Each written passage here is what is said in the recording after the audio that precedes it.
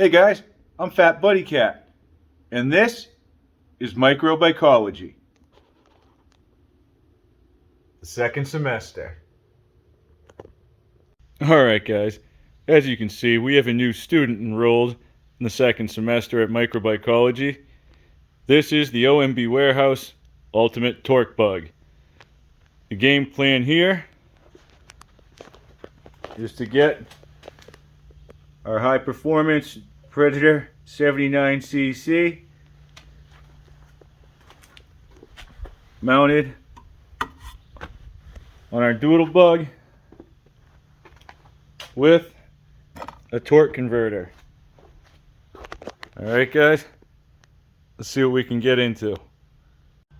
Okay guys, I know this sounds crazy because we just finished putting this together, but we need a donor motor. It's right here in front of us. So I'm just going to disconnect the throttle, the fuel line, and take the chain off. I'm going to take the exhaust off, and then I'm going to take it off of the plate and remove the motor, jack shaft and all. Something else that's going to be working in our favor is that I'm going to be taking this thumb throttle with this motor, linkage and all. Okay, so I'm just gonna have to cut the tie wraps and probably, I can run it right by here, get it out of there, take it right with the motor. Alright guys, so another reason that I'm doing this is because I would like to demonstrate to you the importance of why I used the OMB Warehouse riser plates. Alright, normally these things were designed for CT 200Us and Colemans. I use them for other things, including the OMB Ultimate Torque Bug. We already have a plate in there. It's already lined up for our sprocket and our chain on a torque converter, and hopefully this Predator 79cc lines up too, because if it does, we're 4 bolts from all that glory. Well, sort of.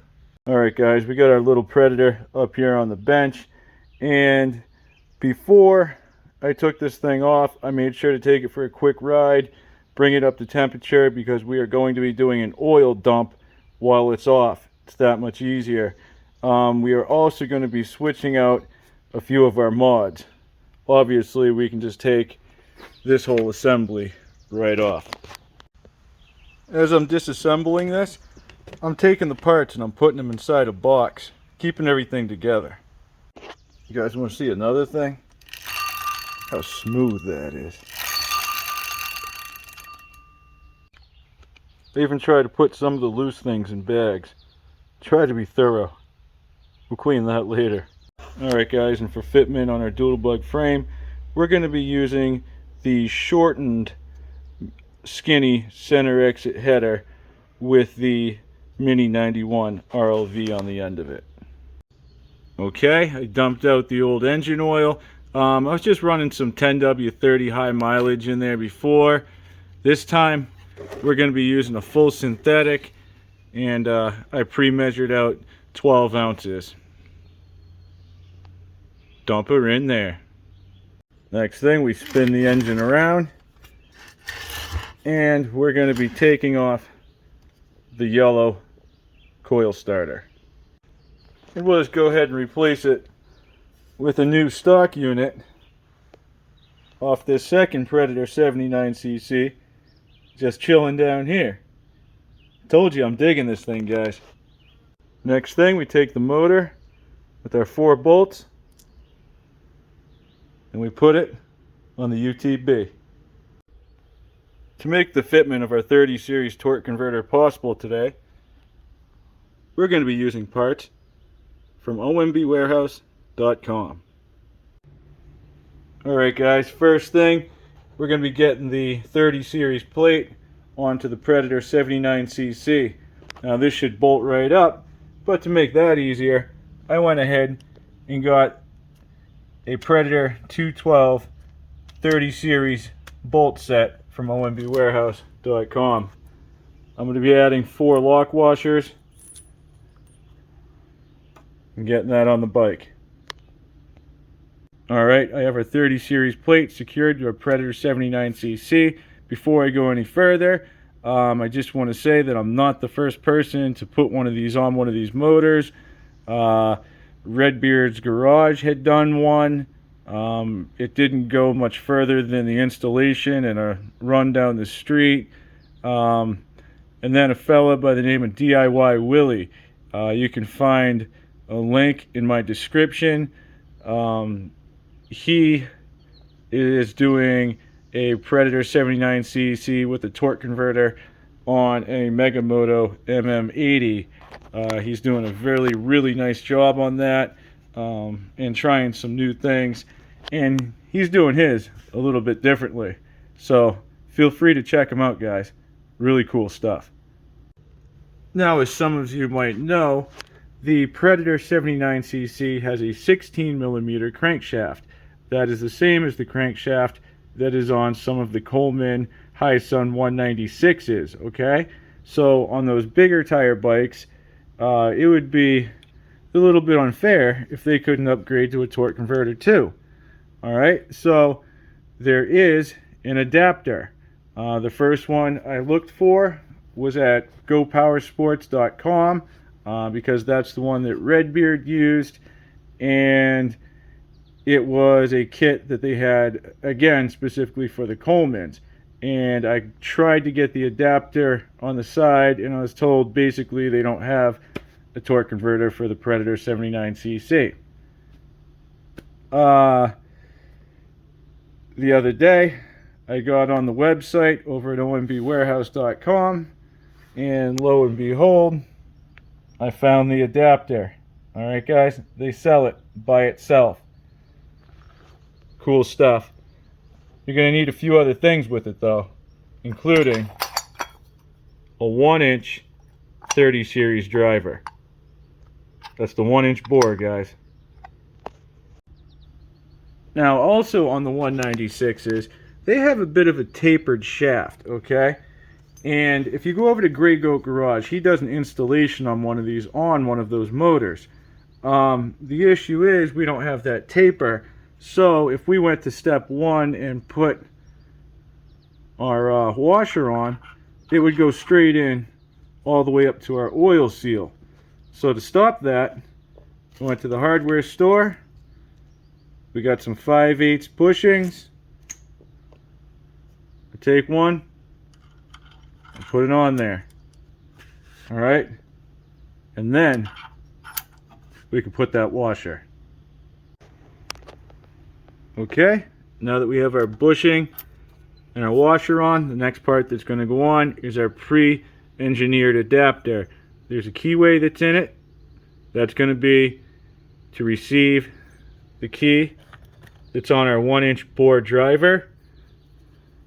That's going to be facing with the mouth outward. We'll place that over our crank. Next thing you want to do is line up this keyway here with the keyway that's on the output shaft. And then you're going to be placing in the key that was supplied with the kit, just like so. Alright, you see how it's nice and flush? And then we're going to put this set screw in. And all that's going to do, guys, is keep that key from coming off the end. Alright, so I turned our new 1-inch shaft facing upward so our keyway is showing. And the next thing we're going to be placing on is our 1-inch spacer. The next part that's going to go on is the back plate for the driver. At this point, you're going to have perfect alignment once everything's in against each other. Again, that's how this thing is engineered. The next thing we're going to do is put on our belt. With the 1-inch bore, you don't do the rings. I have my belt installed, the beveled edge facing outward, and the flat edge against the driver plate. The next part to go on is going to be the sleeve with this end facing out.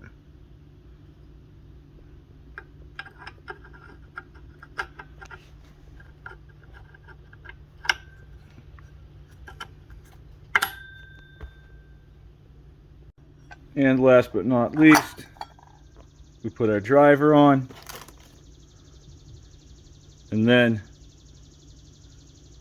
this style washer that comes with the 1-inch bore 30 series torque converter driver. Alright, with our torque converter on, we can now put the chain back on, make sure everything fits there.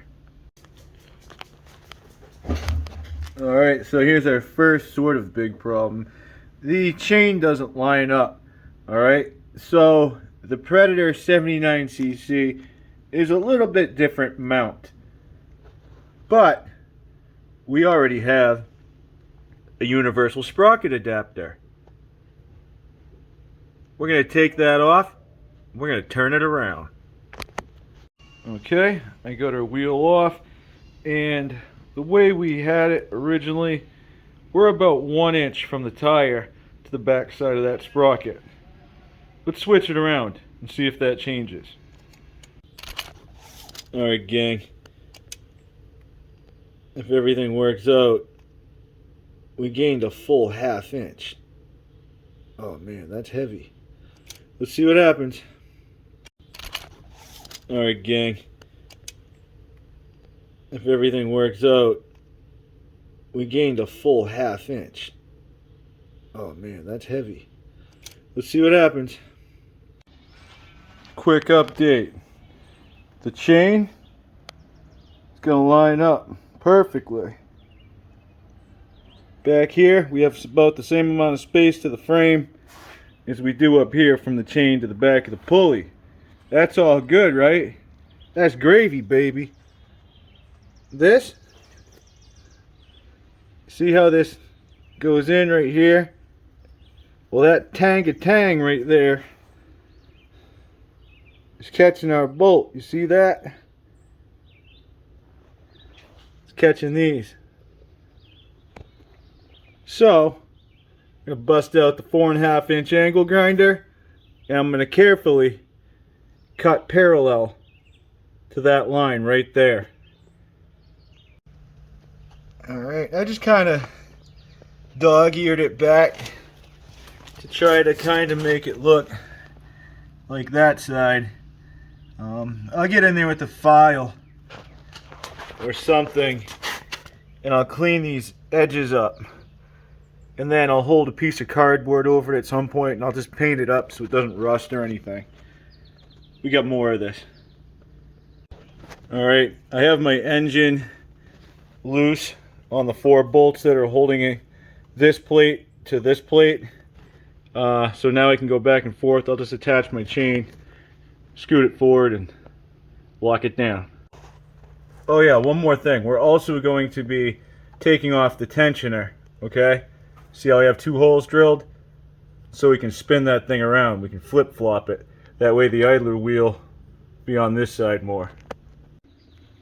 As is a lot of things with new science, guys, things tend to be a little hypothetical at times. This didn't quite work out. I got a few things in my way, but just looking at it after a minute, there's a few things we can do.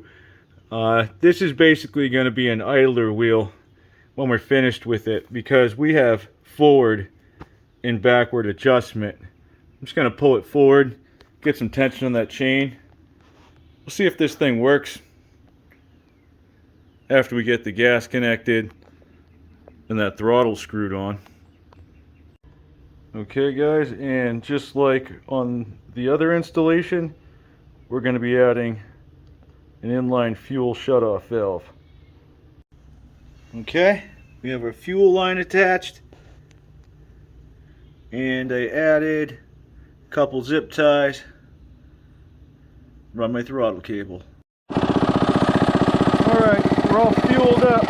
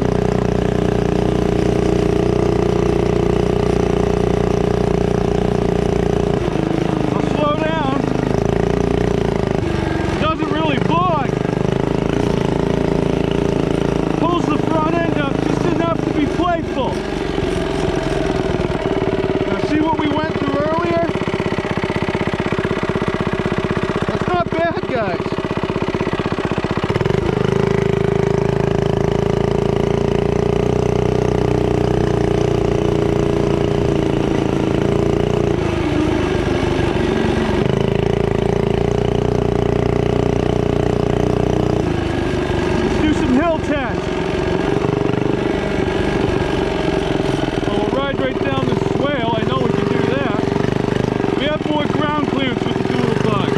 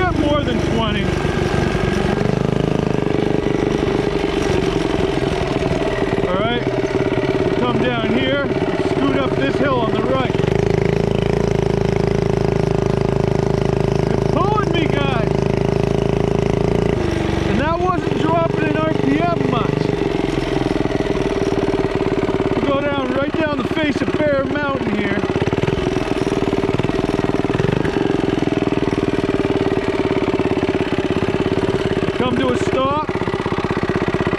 Here we go.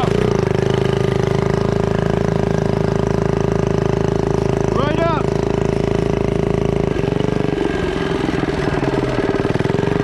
Really, really smooth. I keep saying that.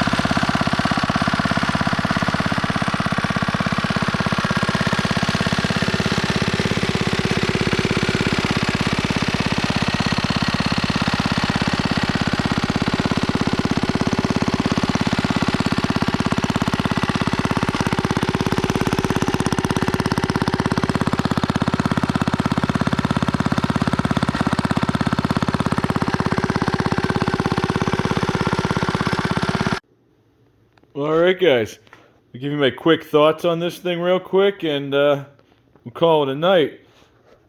You can see up close we had all kinds of fun with this and not a problem at all. The chain's right where we set it. Like I said, tomorrow we're going to take a look at, I think what I'm going to do is relocate this bracket back here, okay? And we'll just be careful how we set it up. But we'll make it so it's adjustable.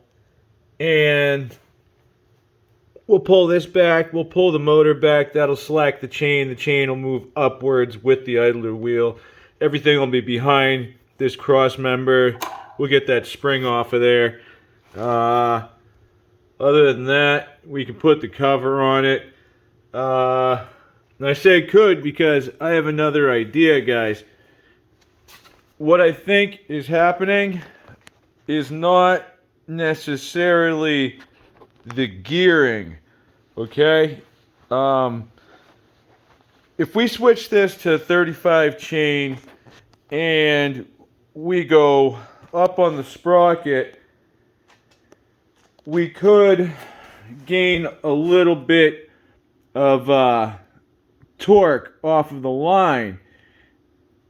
That's not really the issue.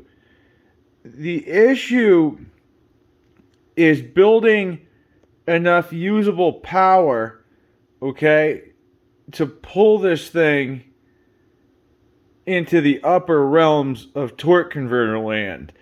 So you kind of get stuck, but not really.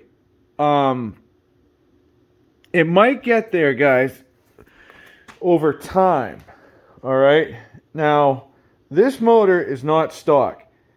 This is definitely an improvement over out of the box. All right, probably by, I don't know, maybe a couple horsepower. All right, so say this thing's 5 horse with everything done to it, and we're still not pulling, you know, past the overdrive. So the only way you can get the RPM up, guys, would be something like a juggernaut. All right, where we're on that 1 inch, that's not going to happen. Man, I wish they made one of those for the 16 millimeter shaft. That would be absolutely crazy on this, because you could use the higher RPMs, build momentum, and then, you know, hold it up there. So here's my idea. We have the other motor sitting right here. Okay, this is a brand new motor. It's complete. It still has the governor and everything in it. All right. Tomorrow, I want to get this motor onto this bike. All right. And we're going to start seeing what these bolt-on modifications actually do. All right. You know, we got the fenders off there. These 3x8 gas tanks, they look bigger than the stock one, but they're lighter, guys. I don't know. I think this motor is better on Microbikology with the jack shaft because we can access those high RPMs. I think we're going to be able to do something very similar to what we just did on the Torque Bug with a stock engine. We'll see. Stay tuned, guys. Alright, well, maybe not completely stock. We'll go stock modified. Have a good night, guys. Thanks for watching. And as always, it's a work in progress. Catch you on the next one.